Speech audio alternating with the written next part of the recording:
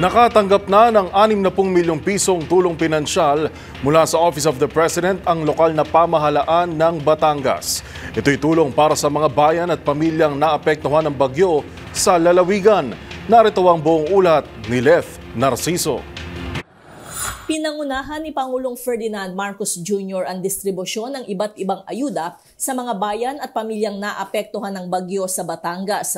Tumanggap ang lalawigan ng 60 milyong piso o tig 10 milyon para sa mga bayan ng Talisay, Agoncillo, Balete, Cuenca, Lemery at Laurel mula sa Office of the President. Tig 10,000 piso naman mula sa Department of Social Welfare and Development ang ipinamigay sa mga magsasaka at mangingisda na labis na naapektuhan ng kalamidad. Katuwang ang Department of Human Settlements and Urban Development na mahagi rin ang Pangulo ng mga materyales sa halos 160 pamilya na nasira ang mga bahay sa bayan ng Talisay.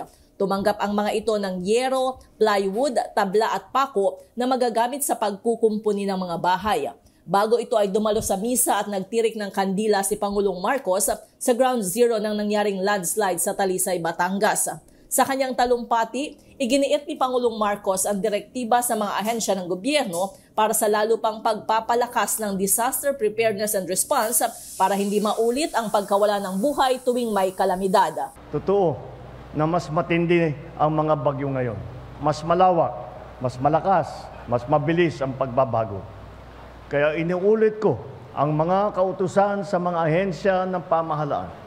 Una, inaatasan ko ang DOST na pagbutihin ang kanilang warning system upang makapagbigay ng napapanahong babala sa mga panganib dulot ng mga bagyo. Inatasan ko na rin ang DOST at DILG na siguruhin ang tama at maayos na komunikasyon sa mga lokal na pamahalaan upang maging handa naman sila pagparating ang kalamidad. Patuloy din ang programa ng DILG ng Operation Listo na ang layon ay palakasin ang disaster preparedness ng ating mga LGU para sa paghahanda, pagtugon at pagsusubaybay sa mga sakuna. Para sa MBC TV Network News, ito si Leth Narciso. Una sa Pilipinas, una sa Pilipino.